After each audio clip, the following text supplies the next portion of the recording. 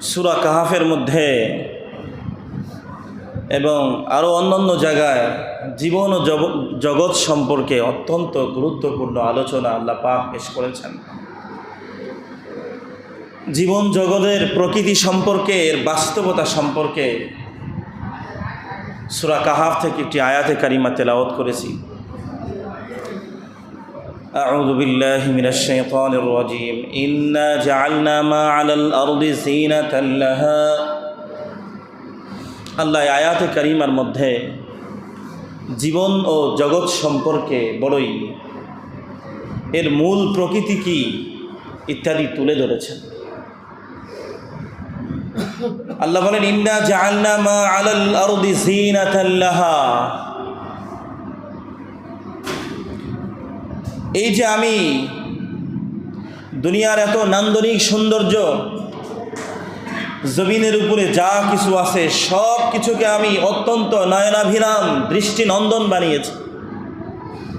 কেন বানাইছি? লিনাবলুয়াহুম আইয়ুহুম আহসানু আমালা।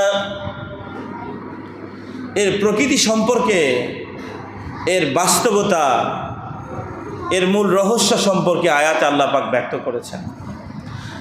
এটা বুঝার আগে একটা বিষয় বুঝি। আমাদের এই জগৎ ও জীবন, আমাদের অনেকের বাস্তবতা হলো যে যেন এই জীবনই আমাদের শুরু, এখানেই আমাদের শেষ, এটাই আমাদের সব কিছু। আসলে বাস্তবতা এমনটি নয়। মুফাসসিরিন কিরাম এই আয়াতের তাফসীরে লিখেছেন জগৎ হলো তিনটা। কয়টা? তিনটি জগৎ। একটি জগৎ হলো আলামুল আরওয়াহ, রূহের জগৎ। আল্লাহ পাক সেখানে আমাদের রূহ সৃষ্টি করেছেন। আল্লাহ পাক তার বিশেষ কুদরতি ক্ষমতা বলে হযরত আদম আলাইহিসসালাতু ওয়াসসালাম, সাইয়্যিদুনা আদম আলাইহিসসালাতু ওয়াসসালামকে সৃষ্টির পরে তার ডান পার্শ্বে হাত বুলালেন। সেখান থেকে কিয়ামত পর্যন্ত যত নেককার মানুষ পৃথিবীতে আসবে সকলের রূহ বের হয়ে আসবে। বাম পার্শ্বে কুদরতি হাত বুলালেন হযরত আদম আলাইহিসসালাতু ওয়াসসালামের বাম পার্শ্ব থেকে কিয়ামত পর্যন্ত যত রূহ আসবে, যারা বদকার হবে তাদের রূহগুলো বের হয়ে আসবে। এক কথায় কিয়ামত পর্যন্ত যত মানুষ সৃষ্টি হবে সকলের রূহ সেখানে উপস্থিত। আল্লাহ পাক সেখানে কুদরতিভাবে নিজের পরিচয় দিয়ে বললেন আলাস্তু বিরাব্বিকুম। আল্লাহ জিজ্ঞাসা করলেন আলাস্তু বিরাব্বিকুম, আমি কি তোমাদের রব নয়? আমি কি তোমাদের রব নয়? সকলেই সমস্বরে জবাব দিল ক্বালু বালা। সমস্ত রূহ জবাব পেশ করলো হা, আপনি আমাদের রব। ক্বালু বালা, আপনি আমাদের রব। এই মুসলমান, এরপরে আল্লাহ পাক এই সমস্ত রূহগুলোকে অত্যন্ত সুবিন্যস্তভাবে এই রূহগুলোকে সাজিয়ে রাখলেন।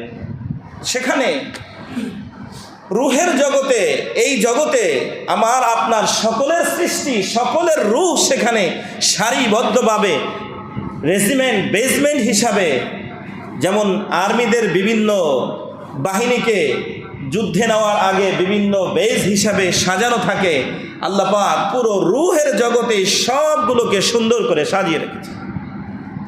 এটা একটা জগৎ। মুসলমান ভাই আমার, ওই রূহের জগৎ থেকে, এই জগৎ থেকে মানুষকে দুনিয়ায় পাঠানো হয়। মুসলমান ভাই আমার, দুনিয়ায় পাঠানোর আগে, দুনিয়ায় মানুষ আগমন করার আগে, এই রূহ দুনিয়ায় আগমন করার আগে রূহের জন্য তার বডি তৈরি হয়। কি তৈরি হয়? বডি তৈরি হয় মায়ের পেটে। এখান থেকে তার দ্বিতীয় আরেকটা জগৎ শুরু হয়। আর দুনিয়ার পরে, মানুষ মারা যাওয়ার পরে, যেটাকে আমরা আলামুল আখিরা বলি, পরকালের আরেকটা জগৎ শুরু হয়। পরকালীন জগৎটা, পরকালের জগৎ কিভাবে শুরু হবে সেটাও কোরআন সুন্নায় ব্যাপক বিবৃতি এসেছে। প্রথমবার সিংহায় ফুঁক দেওয়ার পরে পৃথিবীতে যত প্রাণ আছে সমস্ত প্রাণের নাশ হয়ে যাবে, সব শেষ হয়ে যাবে। দ্বিতীয়বার আবার যখন সিংহায় ফুঁক দেওয়া হবে, দ্বিতীয়বার সিংহায় ফু দেওয়ার পরে নদীর নতুন চরে যেমন ঘাস জন্মায়, বালুর চরে নতুন মাটিতে যেরকম আস্তে আস্তে ঘাস জন্মায়, ঠিক তেমনি ভাবে পৃথিবী আবার জেগে উঠবে, সেখানে বৃষ্টি হবে। বৃষ্টি হওয়ার সাথে সাথে যেমন জমিন থেকে ঘাস জন্মায়, ঠিক তেমনি ভাবে মাটি থেকে আবার এই মানুষের পচে যাওয়া, গলে যাওয়া এই সমস্ত মৃত্যুর মাধ্যমে মানুষের এই যে দেহ গলে পচে গিয়েছিল, আবার নতুন করে সকলের দেহ গজাবে। সেই দেহের আকার আকৃতি কেমন হবে, কি অবস্থা হবে, কেমন হবে, অত বিস্তারিত আলোচনা না থাকলেও বিভিন্ন তাফসীর থেকে বোঝা যায় মানুষের তখনকার দেহ হবে কমপক্ষে 33 হাত লম্বা। সেখানে আবার এই রূহগুলো, মানুষের রূহ মৃত্যুর পরে ইল্লিন কিংবা সিজ্জিন যেখানে যেখানে অবস্থান করে, পরকালের আলামুল আখিরা, পরকালের জগৎ, আখিরাতের জগৎ, সেই জগতে মানুষের দেহ মাটি থেকে আবার গজাবে, ওই দেহের ভিতরে আবার আত্মাগুলো প্রবেশ করবে। এরপরে পরকালের জগৎ, এরপরে হিসাব নিকাশ হবে, পুলসিরাত হবে। পুলসিরাত পার হয়ে সেখানে জান্নাতীরা জান্নাতে চলে যাবে, জাহান্নামীরা জাহান্নামে চলে যাবে। অনন্তকাল শুরু হবে, সেই কালের আর কি নাই, কোনো সমাপ্তি নাই। আছে? তাহলে বলতেছিলাম তিনটা জগৎ। একটা জগৎ হলো রূহের জগৎ। রূহের জগৎ থেকে যখন মানুষ দুনিয়ায় আসে, দুনিয়ায় আসার আগে আল্লাহ পাক ওই রূহের জন্য, প্রত্যেকটা আত্মার জন্য আল্লাহ পাক বডি তৈরি করেন। মানুষের দেহের ভিতরে, মায়ের মাতৃদেহে, মা এবং বাবার সংমিশ্রণে মায়ের গর্ভের ভিতরে দেহ তৈরি করেন, বডি তৈরি করেন। মুসলমান, এই বডি যখন 120 দিন হয়, বডি যখন নির্দিষ্ট সীমায় পৌঁছে যায়, ও মুসলমান, আমার আল্লাহ সেখানে ফেরেশতা পাঠান, রূহের জগৎ থেকে সেই রূহটাকে নিয়ে এসে মায়ের দেহের ভিতরে ওই যে বডি তৈরি হয়েছে, ওই বডির ভিতরে ফুঁকে দেওয়া হয়। বডির ভিতরে ফুঁকে দেওয়ার পর ওই বাচ্চা মায়ের পেটে লড়াচড়া শুরু করে। ওই বডি, ওই বাচ্চার দেহটা জীবন্ত হয়ে যায়, পেটের ভিতরে লড়াচড়া শুরু করে। এখান থেকেই দ্বিতীয় 2 নম্বর জগৎটা মানুষের শুরু হয়। তো রূহের জগতের বিস্তারিত আলোচনা এখন করা মুশকিল। পরকালীন জগৎ, ওইটা ফলাফলের জগৎ, এটা নিয়েও অন্য সময় আলোচনা করব। আজকে এই যে আলামুদ দুনিয়া, দুনিয়ার জগৎ, রূহের জগৎ, একটা মারা যাওয়ার পর থেকে আখিরাতের যে জগৎ শুরু হয়, এই 2 জগতের মাঝখানে আরেকটা জগৎ আছে, যেই জগৎটা আত্মা ও দেহের সংমিশ্রণে। এখানে শুধু আত্মার বসবাস নয়, আবার শুধু দেহেরও বসবাস হয় না, এখানে আত্মা ও দেহ একসাথে বসবাস শুরু। হ্যাঁ মুসলমান ভাইরা আমার, এই দুনিয়ার জগৎ, এখানে দেহের জগৎ, দেহ, বডি তৈরি হয় মায়ের পেটে। এই বডির ভিতরে আত্মা আসে। আত্মা আসার পরে, ও মুসলমান, আমরা দেখি একজন মানুষ দুনিয়াতে চলাফেরা করতেছে। হ্যাঁ মুসলমান, দুনিয়া থেকে যখন মৃত্যু হয় আমরা বলি অমুক ব্যক্তি মরে গেছে। না মুসলমান ভাইরা আমার, দুনিয়ার জগৎটা শুরু হয় মানুষের দেহের সাথে। মানুষ যখন এখান থেকে চলে যায়, মৃত্যুবরণ করে, আসলে আত্মার কোনো মৃত্যু হয় না, বরং দুনিয়ার দেহ দুনিয়ায় থেকে যায়, আর মানুষের আত্মা সামনের দিকে চলে যায়। যেমন রূহের জগৎ থেকে মানুষের আত্মা মায়ের পেটের সন্তানের গর্ভে, মায়ের গর্ভে সন্তান বডির ভিতরে দেহ আসার মাধ্যমে রূহ যেমন আলামে আর ওয়া রূহের জগৎ থেকে সামনে এসেছে দুনিয়ায়, এই দুনিয়া থেকে মৃত্যুবরণ করার পর ও মুসলমান, দেহের মৃত্যু হয় না, দেহ সামনের দিকে চলে যায়, আখিরাতের জগতে চলে যায়, আর বডি থেকে যায় দুনিয়ার জগতে। দুনিয়ার বস্তু দুনিয়ার ভিতরেই থেকে যায়, পচে গলে যায়। এই জন্যে মানুষ মারা গেলে আরবিতে বলা হয় এন্তেকাল। কি শব্দ? আমরা বাংলায় বলি অমুক এন্তেকাল করেছে, আবার আমরা বলি মৃত্যুবরণ করেছে। তবে আরবি শব্দ হলো কি? এন্তেকাল। কি শব্দ? কথা বলেন, কি শব্দ? এন্তেকাল বলি কি বলি না? এন্তেকাল শব্দের অর্থই হলো স্থানান্তর হওয়া। কি হওয়া?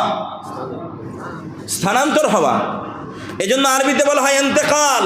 অমুক ব্যক্তি আব্দুল্লাহ এন্তেকাল করেছে, তার মানে আব্দুল্লাহ নামক রূহ, মানুষের মূল হলো রূহ। হ্যাঁ মুসলমান, এন্তেকাল করেছে মানে স্থানান্তর করেছে। রূহের জগৎ থেকে দুনিয়ায় এসেছিল মায়ের পেটে বডির মধ্যে, আবার যখন এখানে মৃত্যুবরণ করে, মৃত্যুবরণ করার মাধ্যমে এন্তেকাল করেছে, মানে এই রূহটা দুনিয়ার জগৎ ছেড়ে পরকালের জগতে, আখিরাতের জগতে চলে গিয়েছে। ये नुक्ता सिखा मैंने बुल हसन से के रूह नहीं मरती है मर गए बदन से। মুসলমান ভাইরা আমার, এই জন্য এক বুজুর্গ বলেন, আমি আবুল হাসান থেকে এই সূক্ষ্ম দীক্ষা এবং শিক্ষাটা লাভ করেছি, বডির মৃত্যুর মাধ্যমে রুহের মৃত্যু হয় না। দুনিয়ায় যে আমরা মরণ বলি, মৃত্যু বলি, মূলত বডির মৃত্যু হয়, রুহের কখনো কোনো মৃত্যু হয় না। আত্মার মৃত্যু হয় না, আত্মার কখনো মৃত্যু ঘটে না। আত্মার কি ঘটে না? মৃত্যু ঘটে না। আত্মার সৃষ্টি আল্লাহ পাক একবার করে রুহের জগতে রেখেছেন, সেখান থেকে সে শুধু সামনেই চলছে। রুহের জগৎ থেকে দুনিয়ার জগৎ, দুনিয়ার জগৎ থেকে পরকালীন জগৎ। আর মায়ের পেটের সময়টা হলো ট্রানজিশনাল, ওখানে ট্রানজেকশন। রুহের জগৎ থেকে স্থানান্তর হয়ে মায়ের পেটে বডির ভিতরে ঢুকে, বডির ভিতরে ঢুকে আমার আপনার মতো এই 3.5 হাত বডির মানুষ যখন মৃত্যু হয়, এখান থেকে আবার আত্মা সামনের দিকে চলে যায়। আত্মা যখন বের হয়ে যায়, তারও একটা দেহ আছে, কিন্তু আমরা দেখতে পারি না। শুধু আত্মা দেখা যায় না, দুনিয়ার জগতে শুধু আত্মা দেখা যায় না, কারণ আত্মা এটা কুলির রূহু মিন আমরি রাব্বি। আত্মা কি জিনিস এই আলোচনা করতে গেলে লম্বা হয়ে যাবে। রূহ কি জিনিস এটা আবার আরেক বিষয়। সংক্ষেপে এতটুকু বোঝেন, মক্কার কাফেররা আল্লাহর নবী হিসাবে আত্মপ্রকাশ করার পর মক্কার কাফেররা মদিনার ইহুদিদের কাছে গিয়ে পরামর্শ করেছিল যে আমাদের এখানে একজন নবী প্রকাশ পেয়েছে, যে নবী দাবি করে, তো তোমরা তো তাওরাত সম্পর্কে অবগত, আসমানি কিতাব সম্পর্কে তোমাদের অবগতি আছে, তো আসলে নবী কি নবী না বিষয়টা তদন্ত করা দরকার। তো তখন ইহুদিরা 3টা প্রশ্ন শিখে দিয়েছিল যে তোমরা মক্কায় যাওয়ার পরে যিনি নবী দাবি করছে তাকে প্রশ্ন করবা। 3টা প্রশ্ন, এর উত্তর যদি দিতে পারে তাহলে তিনি সঠিক নবী হবেন। 3টা প্রশ্নের মধ্যে একটা প্রশ্ন ছিল রূহ কি জিনিস, মানুষের আত্মা রূহ এটা কি জিনিস। আল্লাহু আকবার। আমরা বলি কলব, হার্ট বলি না, হার্ট বলি। বুকের বাম পাশে হাড় অবস্থান করে। একজন ডাক্তার আইসিইউতে রুগী রেখে সচক্ষে দেখতেছে, লড়াচড়া করতেছে, কিন্তু একটু পরে বডির স্পন্দন, লড়াচড়া বন্ধ হয়ে গিয়েছে। শত কোটি টাকার মেশিন লাগানো, ওখানে দেখতেছে যে হাড় চলতেছে, কিন্তু মুহূর্তের মধ্যে হাড় বন্ধ হয়ে গেল, বডির লড়াচড়া বন্ধ হয়ে গেল। হাড়ের ভিতরে এমন কি আছে? আপনি ফেড়ে দেখেন, আপনি পশু পাখি এগুলো ফেড়ে কলব হাড়টা বের করে, সেটা একটা গোস্তের টুকরা, ঠিক না বেঠিক? কিন্তু ওই গোস্তের টুকরার ভিতরে এমন কি আছে যেটা না থাকলে মুহূর্তের মধ্যে অচল। বলি কি বলি না? অমুক হার্ট অ্যাটাক করেছে মানে কি, তার এই কলবটা ফেল, এখন আর চলতেছে না। আল্লাহ আকবার। এই জন্য বহু ডাক্তার, হার্টের বহু ডাক্তার এই অবস্থা দেখে তারা মুসলমান হয়ে গেছে। কিছু একটা ভিতরে ছিল, মৃত্যু হয়ে গেছে, সাথে সাথে এটা কি যেন বের হয়ে গেছে। এটা কি রূহ? এটা কি? ওই রূহটা হলো আমার আপনার প্রকৃত জীবন, প্রকৃত মানুষ। আল্লাহ কোরআনে জবাব দিয়েছেন রূহ কি জিনিস। কুলির রূহু মিন আমরি রাব্বি, মুসলমান, রূহ আর কোনো জিনিস নয়। আল্লাহ নিজেই বলে দেন রূহ হলো আমার নির্দেশ। রূহ হলো কি? আমার নির্দেশ। রূহ মিন আমরি রাব্বি, আমার রবের নির্দেশ। আমার রব নির্দেশ করেছিলেন যে তুমি এতক্ষণ জীবন্ত থাকো, ব্যাস সে জীবিত। আল্লাহ নির্দেশ করেছেন চলে আসো, নির্দেশ শেষ হয়ে গেছে, সাথে সাথে বডি ফেল করেছে, আর চলতেছে না। মুসলমান ভাইয়ের আমার, বলতেছিলাম দুনিয়ার এই জগৎ, আজকে যেই জগৎটাকে আমরা সবচাইতে বড় জগৎ মনে করেছি, আমার আপনার জীবনের সফলতা সব কিছুকে এর সাথে সম্পৃক্ত করেছি। মনে রাখবেন ও মুসলমান, আমি আপনি আসলে বডির নাম নয়। আমি আপনি আসলে এই বডির নাম নয়। বডি তো একটা বাহন। বডি কি? বাহন। আমি আপনি মূলত হলো ভিতরের সেই আত্মা, সেই রূহ। মুসলমান, বডি তৈরি হয়েছে দুনিয়ায়, দুনিয়ার বস্তু দ্বারা। কি দ্বারা? দুনিয়ার বস্তু দ্বারা তৈরি হয়েছে না? মা বাবা, স্বামী স্ত্রীর একত্র হওয়ার মাধ্যমে মুসলমান, স্বামী স্ত্রীর, মা বাবার এক একটা অংশ। মা বাবা দুনিয়ার যে সমস্ত খাবার, ফলমূল, খাদ্য খাবার গ্রহণ করেছে, এই খাবারের মাধ্যমে রক্ত হয়েছে, সেই রক্ত থেকে বীর্য তৈরি হয়েছে। মুসলমান, ওই বীর্যর মাধ্যমে এটা দুনিয়ার বস্তু। দুনিয়াতেই আল্লাহ পাক মাতৃদেহে এই দুনিয়ার বস্তু দ্বারা আমার আপনার বডি তৈরি হয়েছে। এই জন্য বডির খোরাক হলো দুনিয়ার এই খাদ্য খাবার। মাটির দেহ, মাটির খাবার, মাটির দেহ, মাটি আর এই দুনিয়ার বস্তু দ্বারা দেহ তৈরি হয়েছে। এই জন্য দেহের খাবার ফলমূল। ফলমূল কোত্থেকে তৈরি হয়? মাটি থেকে। খাদ্য খাবার, শস্য দানা কোত্থেকে তৈরি হয়? মাটি থেকে। তো দেহ তৈরি হয়েছে মাটি দ্বারা, মাটি হলো মূল। এরপরে আগুন, পানি, বাতাস এগুলো আছে। তো দুনিয়ার এই ম্যাট্রিয়াস দ্বারা দেহ তৈরি হয়েছে।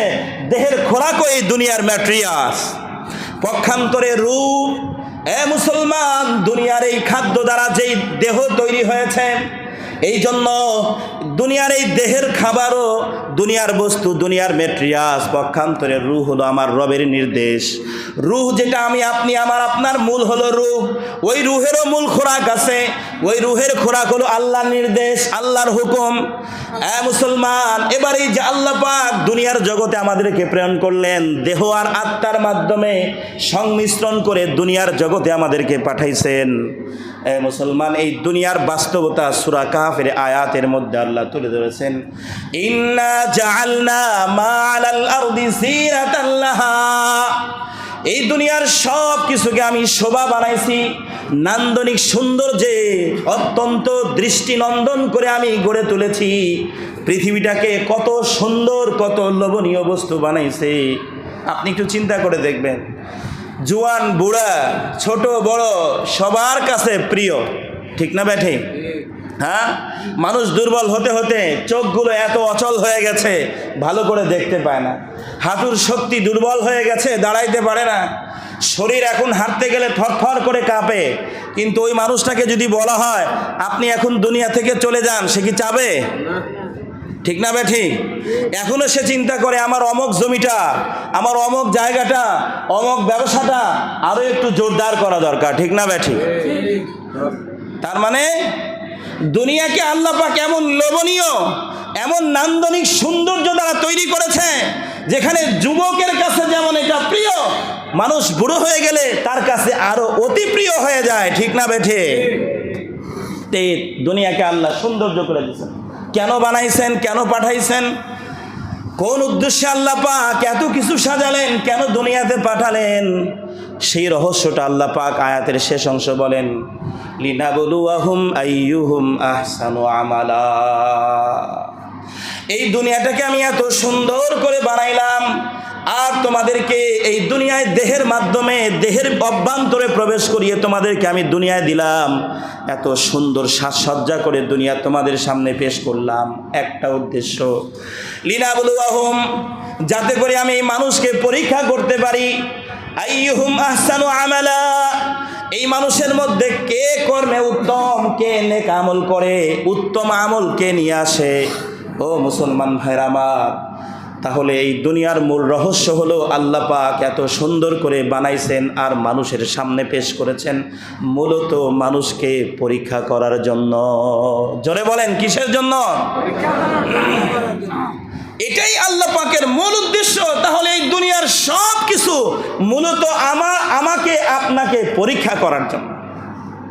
সূরা মুলকের মধ্যে আল্লাহ পাক একই কথা বলেন, আল্লাযী খালাকাল মাউতা ওয়াল হায়াতা الذي خلق الموت والحياة ليبلوكم أيكم أحسن عملا।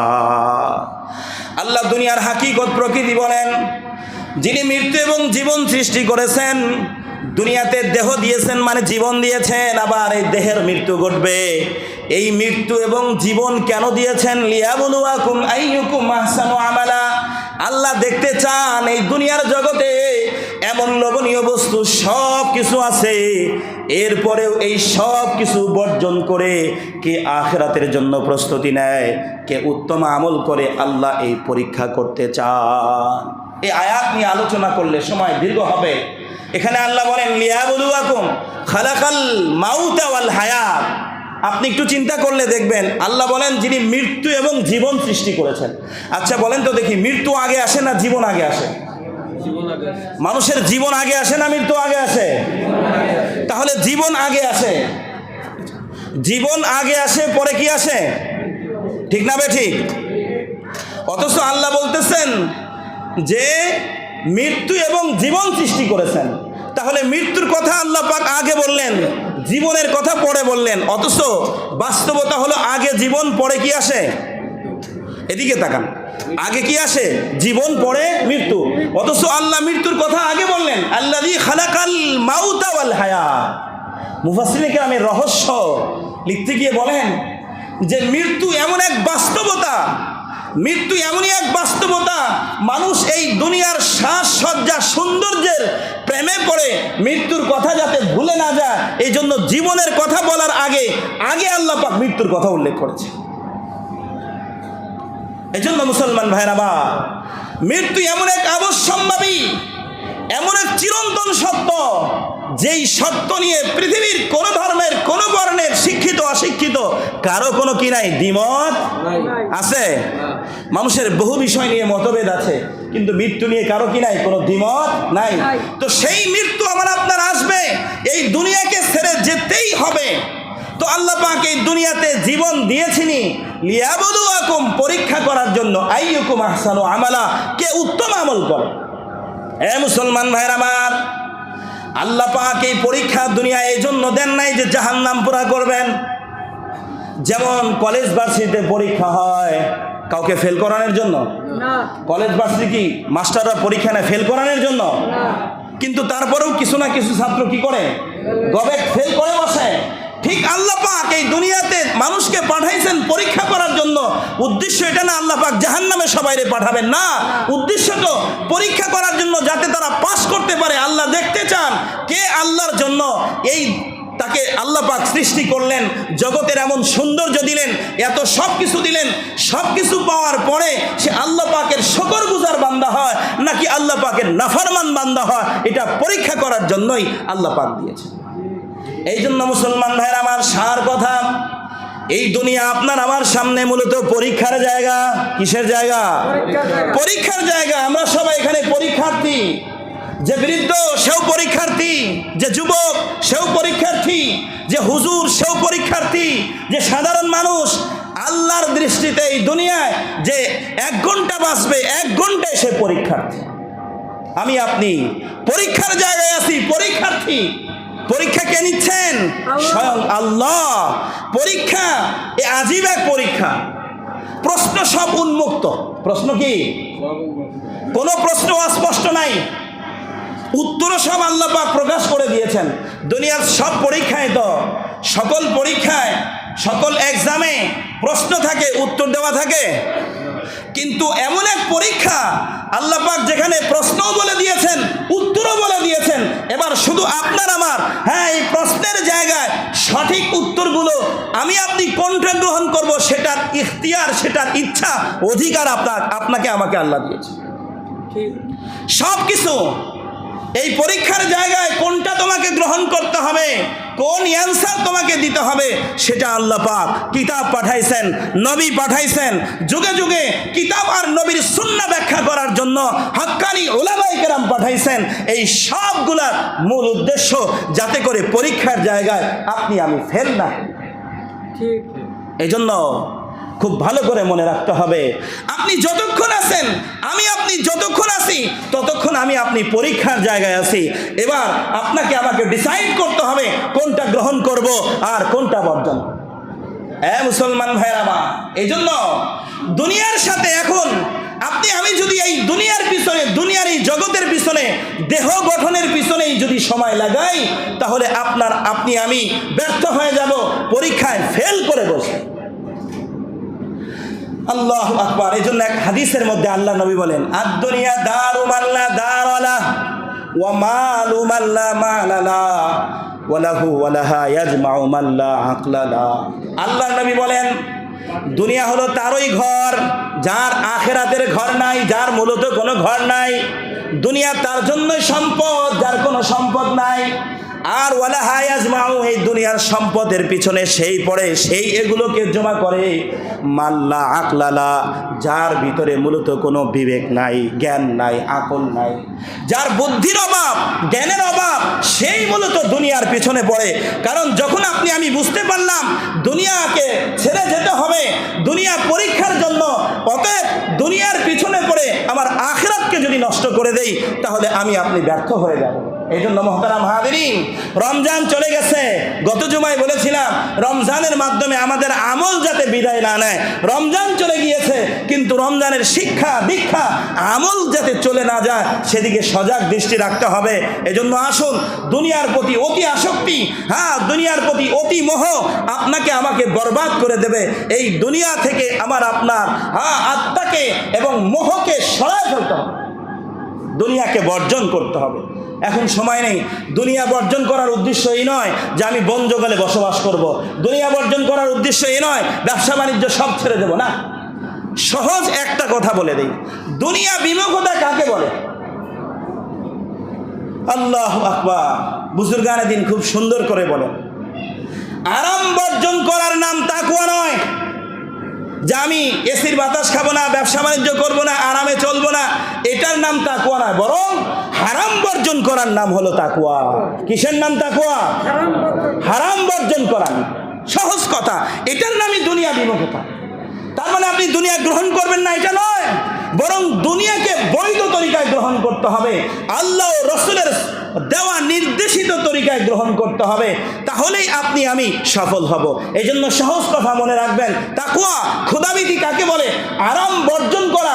আমার এই মুহূর্তে আমি ফ্যান গ্রহণ করব না, এসি গ্রহণ করব না, ভালো খাবো না, ভালো জায়গায় চলবো না, এটার নাম তাকওয়া না। বরং তাকওয়া হলো আমি যা খাবো, যা পরবো, যা ব্যবহার করব, একটাও আমি হারাম তরিকায় হারাম গ্রহণ করব। ঠিক, আমি সবগুলো সর্বত্র আমার বিজনেস, আমার চলাফেরা, আমার টাকা পয়সা, আমার পোশাক পরিচ্ছদ, আমার খাবার দাবার, আমার বিবি বাচ্চার সাথে উঠা বসা, সর্বক্ষেত্রে মানুষের সাথে উঠা বসা, সর্বক্ষেত্রে আমি হারাম ছেড়ে দেব, আর আল্লাহ পাকের দেওয়া হালালগুলো আমি গ্রহণ করব। এটার নাম হলো তাকওয়া, এটার নাম হলো দুনিয়া বিমুখতা। আফসোস, দুনিয়ার সাথে আমাদের দিল দেহ মনে এমনভাবে লেগে গেছে যে কোনটা হারাম আর কোনটা নাজায়েজ, কোনটা আল্লাহর নিষিদ্ধ, কোনটা আল্লাহর পক্ষ থেকে সিদ্ধ, সেগুলোর বাছ বিচার আমাদের সামনে নাই। তাহলে আমি আপনি ক্ষতিগ্রস্ত হয়ে যাব। এই জন্য আসুন, দুনিয়ার এই গঠিত দেহ, আজকে দেহ কিভাবে আরামে থাকবে, কিভাবে আমি এত ভালো বিলাসিতায় থাকবো, এই চিন্তায় মত্ত না থেকে আমার আপনার রূহকে পরিচালিত করি, আমার আপনার রূহকে সাজাই গুছাই, তাকে সুসজ্জিত করি।